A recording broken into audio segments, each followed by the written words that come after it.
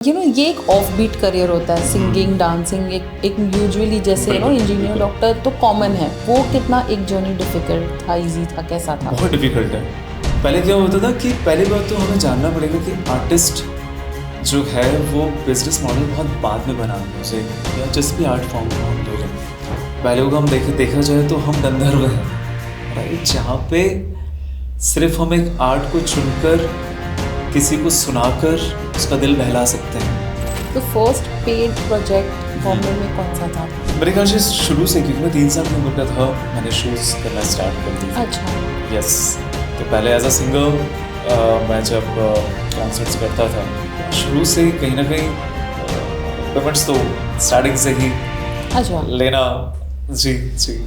तो जब आपने गाना कंपोज किया था नेशनल गेम्स से, क्या आपको पता था कि अमिताभ बच्चन सर वो गाना गाएंगे? ये स्टोरी एक्चुअली मैं बहुत कई सारे इंटरव्यूज या कई सारे ऐसे पॉडकास्ट में मैंने बात की है कि जब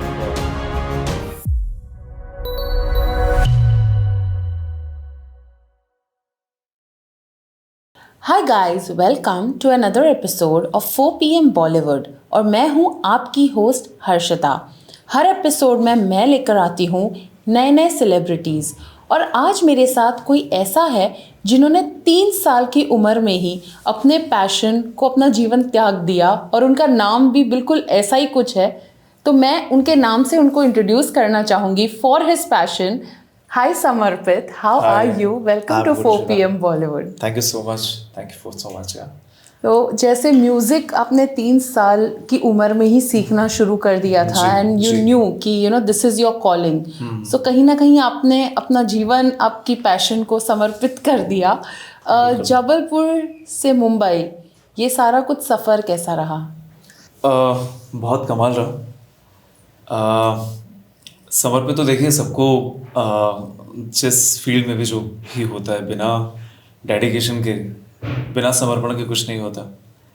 वो नाम तो एक अपनी जगह है कि वो समर्पित आ गया, लेकिन आप जब तक अपने काम के प्रति समर्पित नहीं है तो मुझे नहीं लगता कि आप किसी फील्ड में बहुत कुछ कमाल कर पाए। तो सबको समर्पित होना ही पड़ता है और होना ही पड़ेगा। करेक्ट। जी जी।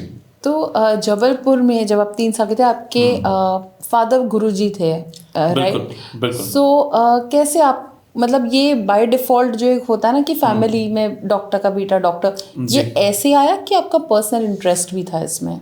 देखिए, पर्सनल आपके इर्द गिर्द सारी चीज़ें जब आपको मिलती हैं, जैसे बोलते हैं ना, बच्चे के सामने बुक्स रख दी या कुछ ऐसा इंस्ट्रूमेंट रख दिया, तो वो कहीं ना कहीं अपब्रिंगिंग कह लें कि मैं टिकाणे में पैदा हुआ हूँ। टिकाणे इन द सेंस कि जहाँ मेरे बाबा राम धुनी, मतलब सुबह उठते साथ ही आपके कानों में सिर्फ राम धुन जाए, अच्छा। वो म्यूज़िकल माहौल वैसे ही था। तो कहना चाहिए विरासत भी कह सकते हैं उसको, कि वो मुझे गिफ्ट के तौर पे मिला मेरे बाबा से, मेरे पापा से। एंड कभी आपको ये रियलाइज़ हुआ कि दिस इज़ इट, अब मुझे यही करना है? नहीं, ऐसा कभी कुछ था नहीं कि यही करना है, बट वो चीज़ें मिलती गई तो ऐसा लगा नहीं कि कुछ और भी हम कहीं और जाना चाहिए मुझे। राइट। वो कहते हैं ना कि संगीत आपको चुनता है, या कोई भी चीज़ आपको चुनती है। करेक्ट। तो संगीत ने शायद मुझे चुना।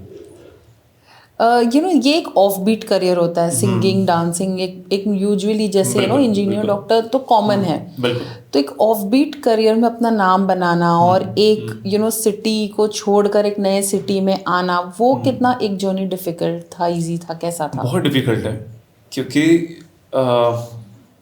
इलेबोरेट थोड़ा सा और हम आगे जाते हैं कि आर्ट को जितना कमर्शलाइज्ड, जितना सो कॉल्ड आर ओ आई, जब हम बिजनेस की बातें करते हैं, राइट, पहले क्या होता था कि पहली बात तो हमें जानना पड़ेगा कि आर्टिस्ट जो है वो बिजनेस मॉडल बहुत बाद में बना, म्यूजिक या जिस भी आर्ट फॉर्म को हम ले लें। पहले को हम देखा जाए तो हम गंधर्व हैं, राइट, जहाँ पे सिर्फ हम एक आर्ट को चुनकर किसी को सुनाकर उसका दिल बहला सकते हैं, उसे अच्छा महसूस करा सकते हैं। ये प्रोफेशनल बनना या बनाना बाद में शुरू हो गया। तो कहना चाहिए बिजनेस तो बात की बात है, इसको चुनना ही पहली बात बहुत कठिन है, लेकिन लोगों ने इसको आजकल जिस बिजनेस फॉर्म में लेके जा Right. चुके हैं बड़ा कठिन है उसके लिए। और लोग उसमें अगर अपना बिजनेस ढूंढ पा रहे हैं और सरवाइव कर पा रहे हैं तो मुझे ऐसा लगता है बहुत बड़ी बात है ये, जो एक छोटे से लेके बड़े आर्टिस्ट तक बहुत कठिन होता है। क्योंकि वहाँ पे मैं हमेशा बोलता हूँ किसी इन्वेस्टर को, किसी बिजनेस पर्सन को, कि किसी आर्टिस्ट के अगर आप किसी के ऊपर पैसा लगा रहे हैं या इन्वेस्ट कर रहे हैं तो बिल्कुल उसके ऊपर चढ़ के मत बैठ जाइए, राइट?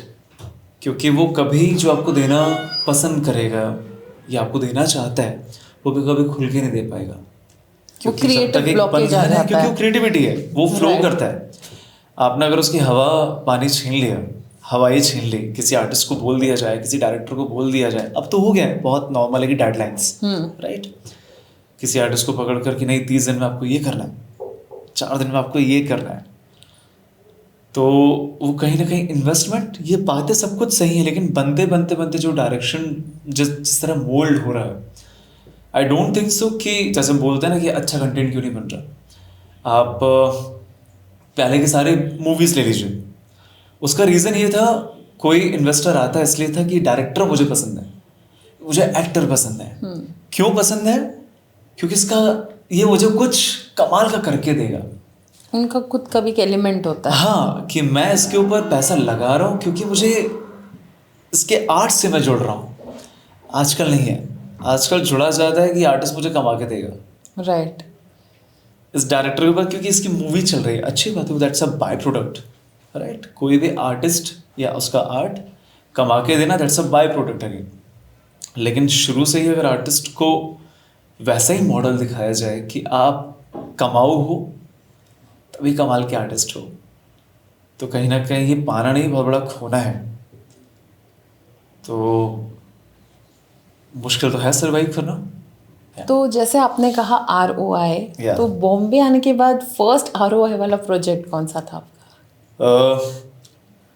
देखिए शुरू से ही वो तो, क्योंकि जब आप कुछ भी इन्वेस्ट करते हैं तो इंसान सोचता ही है कि इस प्रोजेक्ट में अगर मैं इन्वेस्ट कर रहा हूँ तो मुझे पता होना चाहिए क्या इसका आउटपुट होगा, क्या कैसे पैसा आएगा इससे। तो लेबल्स के साथ जुड़ते गए, काफ़ी प्रोफेशनल जब आर्टिस्ट आए, जब लोगों का बहुत ज़्यादा इन्वेस्टमेंट होने लगा, काफ़ी सारे लेबल्स हैं, मैं नाम शायद आपको पता भी चल जाएगा। तो हाँ, मतलब हो गए ऑलमोस्ट 10 ईयर्स हो गए कि हम प्रोफेशनल लेवल्स के साथ काम कर रहे हैं। तो वो डेडलाइन, वो सारी चीज़ें हमें समझ कर करना पड़ता है, उन आर्टिस्ट को चुन कर लेना पड़ता है, बहुत समझदारी के साथ लेना पड़ता है, जिनके साथ आप काम कर रहे हो वो उन डेडलाइंस को समझ रहे हैं, वो रिस्पॉन्सिबिलिटी को समझ रहे हैं। तो या तो फर्स्ट पेड प्रोजेक्ट बॉम्बे में कौन सा था आपका? मेरे ख्याल से शुरू से, क्योंकि मैं 3 साल की उम्र का था, मैंने शोज़ करना स्टार्ट कर दिए थे। अच्छा। यस, तो पहले एज अ सिंगर मैं जब कॉन्सर्ट्स करता था तो वहाँ शुरू से ही कहीं ना कहीं पेमेंट्स तो स्टार्टिंग से ही अच्छा, लेना। जी जी। Very nice. तो मतलब काफ़ी आप उसमें वो थे, नहीं तो बहुत बार पता है क्या हो जाता है, आपको एक्सपोजर मिल रहा है, आप बिल्कुल। जितने लोगों के सामने आपका कॉन्फिडेंस बढ़े, ऐसे करके भी बहुत स्टार्टिंग इनिशियल स्टेजेस में फ्री में करवा लेते हैं। वो एक बार्टर सिस्टम अच्छा लगता है कि आपके साथ कौन कोलैब कर रहा है। सपोज हमने एक काम किया था, अगर मैं नाम लेना पसंद नहीं करूँगा, कि आपके सामने आर्टिस्ट कौन है, राइट। आपको करके अगर आपको पैसे नहीं मिल रहे हैं तो आपके साथ काम करके आपकी कला निखर पा रही है, आपका वो कमाल का काम निकल के आ रहा है, तो अच्छी बात है, राइट?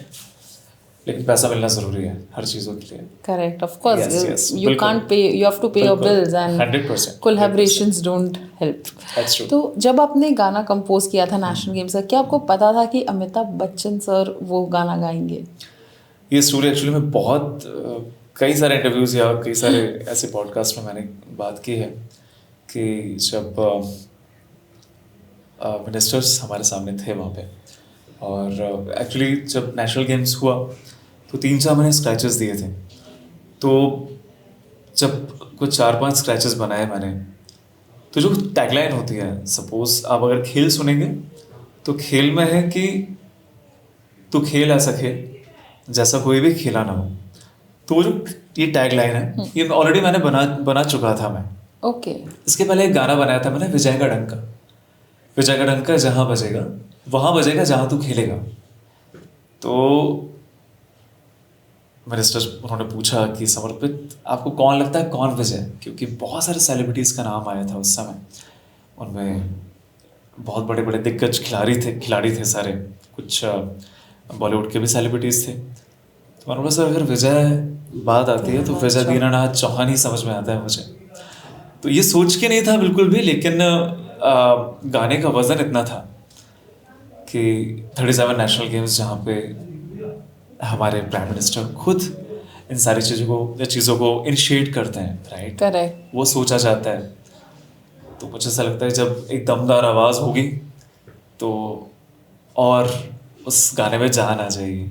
तो वो जस्ट एक बात बहुत बातों बातों में कही गई थी जो सच हो गई, और अमिताभ जी इस प्रोजेक्ट में आ गए, मैनिफेस्ट हो गया। बिल्कुल बिल्कुल बिल्कुल। आप बिल्कुल बिलीव सोचा करते हो मैनिफेस्टेशन में? 100%। जब आप अच्छा सोचेंगे, अच्छी नीयत के साथ कुछ सोचेंगे तो ज़रूर मुकम्मल होता है। जैसे हम स्टार्टिंग में बात कर रहे थे कि आज की तारीख में उनको ये चाहिए कि जो कंपोज़र है, जो सिंगर है, वो रेवेन्यू लेकर भी आए। एंड ये ज़्यादातर से सोशल मीडिया के वजह से भी होता है, क्योंकि अगर एवरेज भी है लेकिन अगर उनके फॉलोअर्स है, उनका एक वो है, तो फिर अगर आर्टिस्ट अच्छा भी है तो उनको नहीं लेके जिनका इंस्टाग्राम ज़्यादा स्ट्रॉन्ग है उनको लिया जाता है। क्या कहीं ना कहीं ये आपके भी आर्ट को अफेक्ट किया है ये चीज़ ने? देखिए ये चीज़ें ना बहुत जल्दी इंडस्ट्री को डुबा देगी, क्योंकि आपको पता होना चाहिए। एक बहुत छोटा सा उदाहरण मैं आपको दे रहा हूँ। आज का टेक्सचर जिसको हम कहते हैं वॉइस टेक्सचर, क्योंकि जितनी भी सारी चीज़ें सजाने के लिए होती हैं, उसको डेकोरेट करने के लिए होती हैं, वो सिर्फ एक पर्टिकुलर टाइम के लिए है कि आप अगर ऐसे बंदे को खड़ा कर दें जिसकी आवाज़ अच्छी है लेकिन रियाज नहीं है, आप बहुत दूर तक चला नहीं पाएंगे, राइट। क्योंकि वो कितना लाइव करेंगे, एक तरह की कितनी कॉम्पोजिशन कर पाएंगे। आज मैं रहमान साहब की अगर बात कर लूँ या अमित त्रिवेदी साहब की बात कर लूँ या जितने बहुत कमाल के कॉम्पोजर्स की बात कर लूँ, बहुत कमाल के सिंगर्स की बात कर लूँ, रफ़ी साहब से लेकर नौशाद साहब से लेकर रहमान साहब, सोनू निगम, अरिजीत सिंह। अरिजीत सिंह साहब का अगर आप तपस्या देखेंगे, जिसको हम बोलते हैं क्यों अरिजीत सिंह क्यों, वो वर्सेटैलिटी जिसकी हम हमेशा बात करते हैं, उसके पीछे बहुत बड़ा तप है कि सोनू निगम जैसा अब कोई बन नहीं पा रहा, अरिजीत जैसा कोई बन नहीं पा रहा, रहमान साहब क्यों नहीं आ पा रहे? नहीं है। प्रॉब्लम ये है कि लेबल्स के पास आंख नहीं है, वो जल्दी खाना और पचाना चाहते हैं। तो आपको मालूम है जो जल्दी खाना और पचाना चाहता है वो डाइजेस्ट नहीं होता। रबड़ी है तो रबड़ी के लिए आपका पेट भी वैसा होना चाहिए कि आप बहुत प्योरिटी के साथ उसको पचा पाए। हल्की हल्की चीज़ें खाएंगे तो आपका पेट भी गड़बड़ा जाएगा। तो मुझे ऐसा लगता है जितनी बहुत हल्की हल्की चीज़ें हो रही हैं और जिनके ऊपर मेरे ख्याल से जिम्मेदारी है, ये सब इन चीज़ों को ख़त्म कर रही है। तो मुझे ऐसा लगता है लेबल्स को, आर्टिस्ट को ये समझना चाहिए कि किन आर्टिस्ट के साथ आप काम कर रहे हो। मैथिली ठाकुर हमने कोलैबोरेशन किया। मैं अभी जस्ट उसी पे आने वाली जी। बहुत खुशी होती है जब ऐसे आर्टिस्ट आते हैं आपके सामने जो बहुत तपस्वी हों। मैं इनको, क्योंकि देखिए हम लोग ना गंधर्व हैं, अगर आप देवों और इन सारी चीज़ों में जाएंगे, ये हमारा काम हो गया, हमने इसको काम प्रोफेशन, अगेन वो पहले वाली बात कि हमने प्रोफेशन बना लिया, हम तो देने आए हैं। तो ये आर्टिस्ट, ये सारी चीज़ें, संगीत, कोई भी आर्ट फॉर्म, ये सब तप है। इसको आप जितनी ईजीनेस के साथ लेंगे, जितना छोटा आंकेंगे, आपकी चीज़ों को डुबा के जाएगा, राइट। तो मुझे ऐसा लगता है कि छोटी चीज़ें कारगर नहीं होती कभी भी।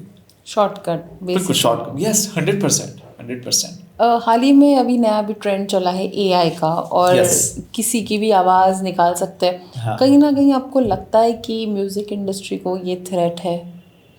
ये थ्रेट तो नहीं है। उसका रीज़न ये है कि बाकी सारे बहुत सारे लॉज हैं इसके लिए, राइट। आप एआई को भी एक पर्टिकुलर, बहुत सारे ऐप्स आजकल आ गए हैं जो लोग उन सारी चीज़ों को एआई के थ्रू बनाकर यूट्यूब में, इंस्टा पे या फिर स्पॉटिफाई, सारी चीज़ों पे अपलोड कर रहे हैं।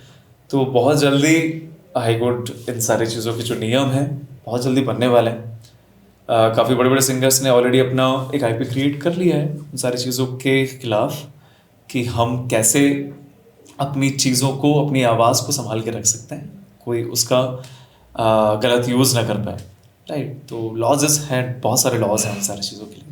ये तो मतलब जो नॉन सिंगर्स है वो Yes. लोग, बट अगर किसी को गवाना है और उसके थ्रू गवा लिया, सो इट्स लाइक कहीं ना कहीं जो नए टैलेंट्स है या कुछ ऐसे शायद ओमिट हो सकते हैं। बिल्कुल बिल्कुल, वो फ़र्क पड़ रहा है और Yeah. बहुत ज़्यादा पड़ रहा है, क्योंकि एआई के थ्रू आप ट्रैक पूरा बना सकते हैं। आप अगर मैं ऑर्केस्ट्रल की बात करूँ या किसी पर्टिकुलर जॉनर की बात करूँ, Correct. वो जॉनर से आप एआई में आप उसको डिस्क्राइब कर दीजिए, आपको पूरा वो बना के दे देगा। बहुत सारी चीज़ें हैं, तो हाँ फ़र्क पड़ रहा है। लेकिन कई सारे ऐसे ऐप भी हैं जो बहुत वर्षों से लोग उन लूप्स को, उन वीएसटीज को, वो देखा जाए तो वो एआई ही है, राइट। तो कर रहे हैं, लेकिन दिमाग अपनी जगह, सोल अपनी जगह। इन सारी चीज़ों को मुझे नहीं ऐसा लगता है ये प्रॉप्स हैं, तो उनको प्रॉप्स की तरह यूज़ कीजिए और अपनी चीज़ों को सजाइए। बाकी इफेक्ट पड़ेगा, कितना इफेक्ट करेगा आई डोंट नो, लेकिन हाँ कई हद तक पड़ करेगा रहा है। तो जरूर, ऑफ बिल्कुल, कोर्स। बिल्कुल। बात करते हैं कंपोजिंग की, तो सबसे ज़्यादा मज़ा किस में आता है? एड्स में आता है, मूवीज़ में आता है, जी। या फिर background scores? What is that one thing that you enjoy doing? देखिए, मुझे तो सब में सबसे ज़्यादा मज़ा आता है, क्योंकि जब म्यूज़िक बनाने वाली बात हो तो आपका तन मन दोनों लगता है। तो शायद वो ऐड वाली बात हो, ऐड में सबसे क्विक बात ये होती है कि आपका जो पर्टिकुलर सब्जेक्ट होता है, आपको अपनी बात एक्चुअली 1 मिनट में कहनी होती है। गाने में 4-5 मिनट में कहनी होती है, मूवीज़ में 3 घंटे में कहनी होती है। राइट। लेकिन बात कहने के लिए आपका होना बहुत ज़रूरी है, आपके सारी चीज़ों का होना बहुत ज़रूरी है, आपके स्किल्स का भी, आपकी आत्मा का भी, तीनों में मज़ा आता है मुझे। काफ़ी पॉलिटिकली करेक्ट आंसर था ये। जी। मूवीज़ का मैं एक पर्सनल बोलूँगी कि बहुत बार एक होता है, एक आपके इंटरेस्ट के लिए आप प्रोजेक्ट उठाते हो और एक है कि पैसे अच्छे मिल रहे हैं। जी। अब जो दूसरा वाला जो एस्पेक्ट है उसकी बात करें, तो एक मूवी अगर आपको नहीं इंटरेस्ट, आपको बैकग्राउंड स्कोर के लिए बार बार देखना पड़ता है। Have you gone through that कभी, कि you only pick up if you are passionate, कि नहीं, और यू जनरली पिकअप प्रोजेक्ट्स कि हाँ यार पैसा भी तो चाहिए? बिल्कुल होता है। हालांकि बहुत फ्रस्ट्रेट हो जाता हूँ कभी कभी मैं उन सारी चीज़ों के लिए, कि कभी कभी कंटेंट अच्छा नहीं होता, राइट। या आपको बहुत सारा चीज़ें करने के लिए नहीं मिलता, या कभी कभी जैसे मैंने वो ऐड के बारे में बोला कि कभी कभी चीज़ें वहाँ पे इतनी आर्टिस्टिकली इतनी सटीक होती है, या ऐसे कमाल के डायरेक्टर मिल जाते हैं जो 30 सेकंड में अपनी बात इतनी कमाल की कह देते हैं कि वो 30 सेकंड आपके लिए ऐसा लगता है मैं क्या दे दूँ, राइट। और कभी कभी 2.5 घंटे में वो बात नहीं कह पाते कि मैं वो स्टोरी कहाँ की कहाँ जा रही है, उसको म्यूज़िक में आपको कहना होता है। करेक्ट। ठीक है, अगर सपोज डायरेक्टर नहीं कह पाया तो आप में, क्योंकि देखिए ये अगेन एक कोलैबोरेशन है, कोई अगर कम पड़ रहा है तो आप म्यूज़िक के एलिमेंट्स से, आप म्यूज़िक की समझ से उसको उठा दीजिए। ये अगेन एक जॉइंट वेंचर हो जाता है कि ये Correct. सिर्फ एक डायरेक्टर का नहीं, एक म्यूज़िक कंपोजर का नहीं, एक आर्टिस्ट का नहीं, सबका हो जाता है।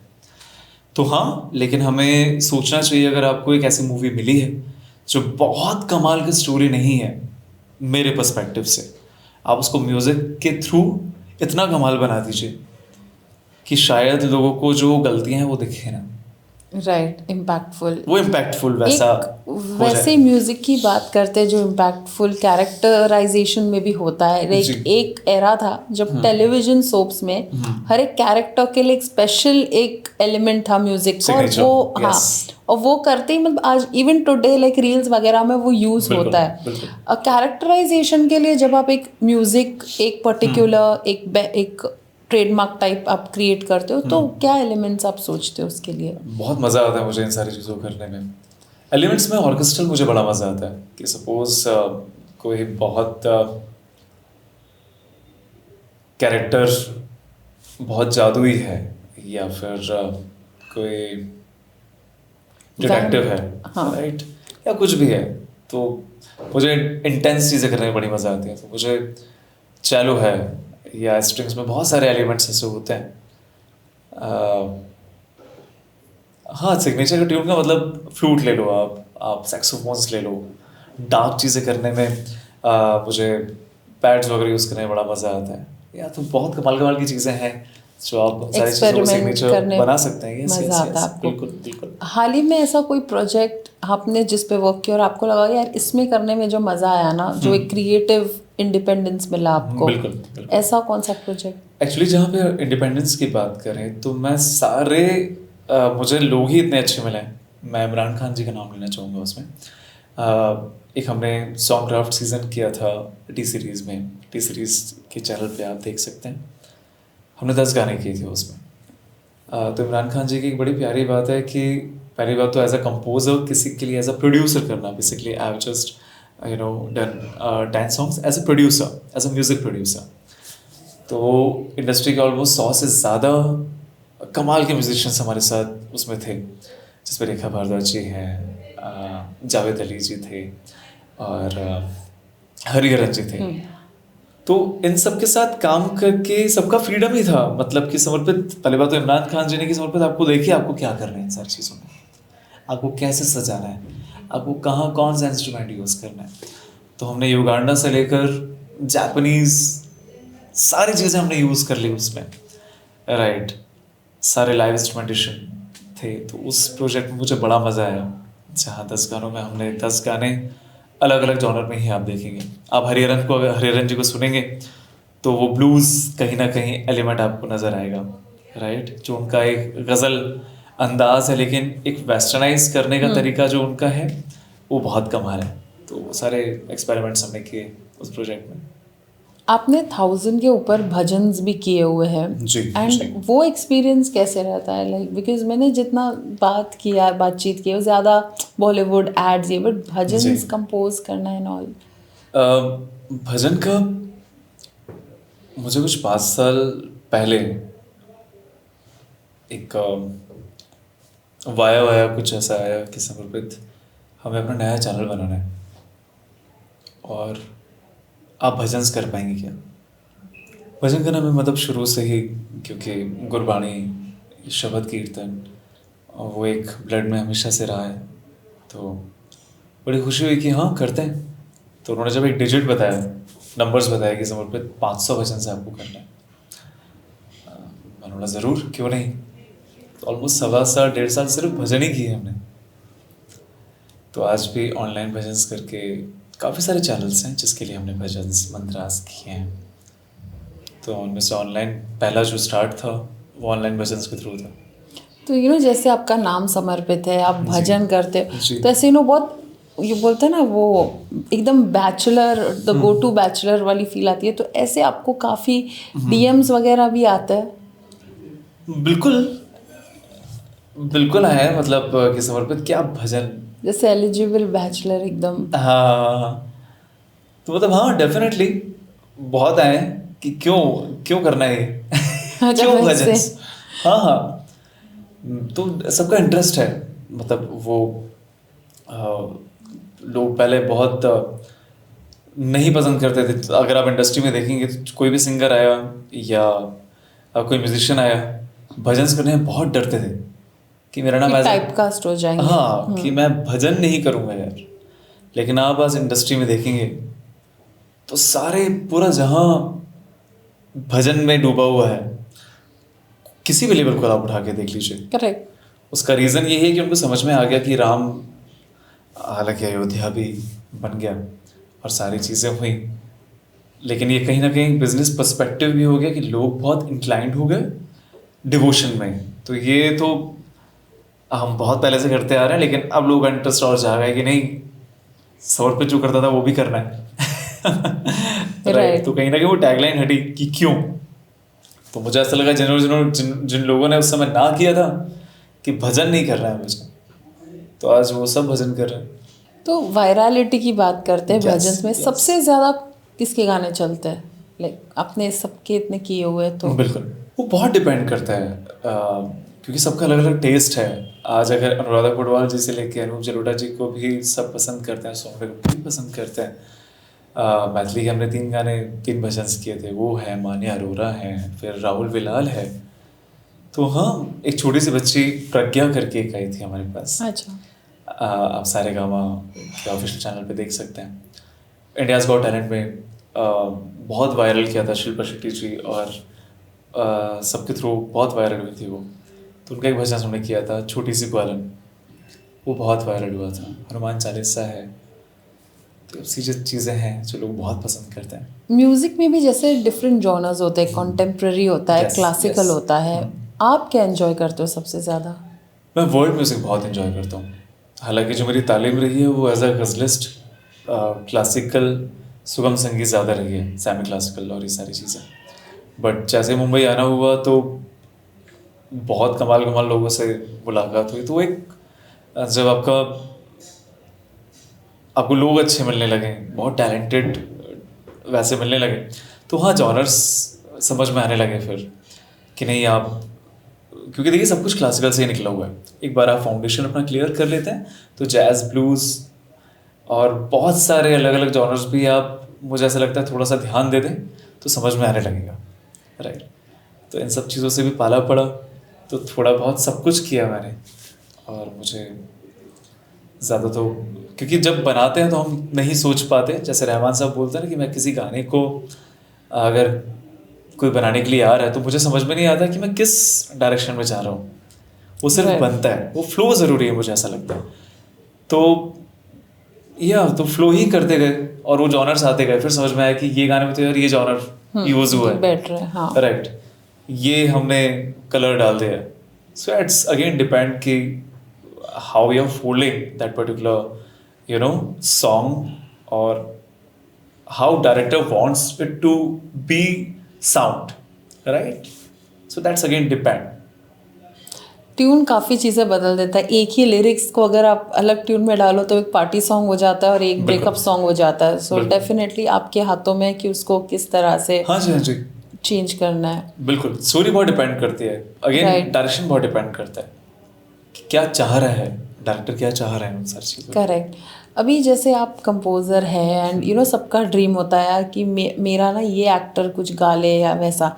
ऑफ कोर्स बिग बी ने आपका गाना गाया तो उससे बड़ा कुछ नहीं हो सकता, बट अगर आगे जाकर ऐसा कोई सेलिब्रिटी जो आपको लगे यार इनके साथ काम करना है, इनको देखना है मेरी धुन गुनगुनाते हुए, तो कौन होगा? ऋतिक को मैं बहुत पसंद करता हूँ।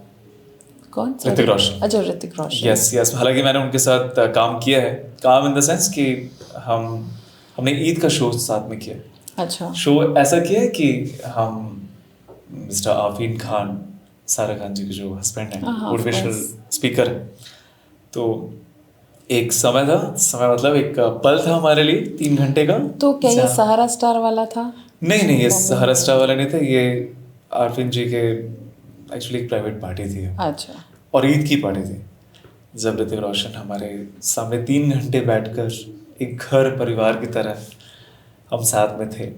तो काम नहीं किया हमने, बट हाँ, मुलाकात वैसा एक घर वाला इंट्रोडक्शन था उनके साथ। चलो बढ़िया है। अब तो आई थिंक हमने काफ़ी सीरियस बातें कर ली है, तो अब हम करेंगे quick rapid fire. Sure, please. Let's begin the rapid fire round. Please. गाने बनाने का परफेक्ट टाइम, सुबह या रात? सुबह। अमिताभ बच्चन सर या हरिहरन सर, किसकी आवाज़ में ज़्यादा डेप्थ है? दोनों की। 3 शब्द जो आपको डिस्क्राइब करते हैं। समर्पित। एक गाना जो हर बार सुन के आपको गूज़बम्स आ जाते हैं। बहुत सारे मेरी कहानी भूलने वाले। लास्ट ट्रैक जो आपने अभी सुनी आज। तू गंगा की मौज में। स्टूडियो या लाइव परफॉर्मेंस? Live performance. अगर आप कंपोजर नहीं होते तो क्या होते? पॉलिटिशियन। कॉफ़ी या चाय? चाय। एक सिंगर जिनके साथ अभी तक काम नहीं किया पर बहुत बुरी तरह से करना है? सबके साथ, बहुत कम लोगों के साथ काम किया मैंने। शाहरुख, सलमान, सबके साथ काम करना जल्दी। हाँ, तो एक ऐसा कौन है? शाहरुख। आपका ऐसा कोई लकी चार्म है? मेरी बेटी। गोवा में सबसे अच्छा मोमेंट? सारे कमाल के थे। म्यूजिक बनाते वक्त सबसे पहले क्या सोचते हो, सुर, मूड या लिरिक्स? सुर। ओके, सो ये था आपका रैपिड फायर राउंड। इसमें काफ़ी रिवील हो गया।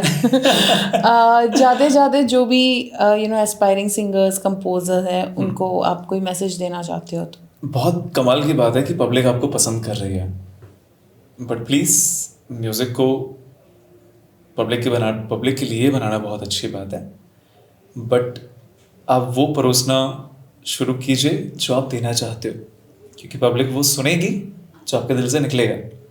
तो ये मत देखिए कि पब्लिक को क्या पसंद है, अच्छी बात है देखिए कि पब्लिक को क्या पसंद है, लेकिन वो भी कीजिए जो आपको खुद को पसंद है और आप चाहते हैं कि पब्लिक के सामने आए, तो पब्लिक को भी एक चेहरा दिखेगा कि हाँ ये भी हो सकता है। क्योंकि पब्लिक के पास सब कुछ होते हुए भी सब कुछ नहीं है, राइट? तो आप क्रिएटर हो, पब्लिक क्रिएटर नहीं है, राइट? तो सुनने वाले वो हैं, आप अच्छा सुनाइए तो वो अच्छा सुनेंगे। Okay, thank you so much, काफ़ी Thanks to you. इंसाइटफुल रहा। Thank you so much. Thank you. Thank you for inviting me. Yeah.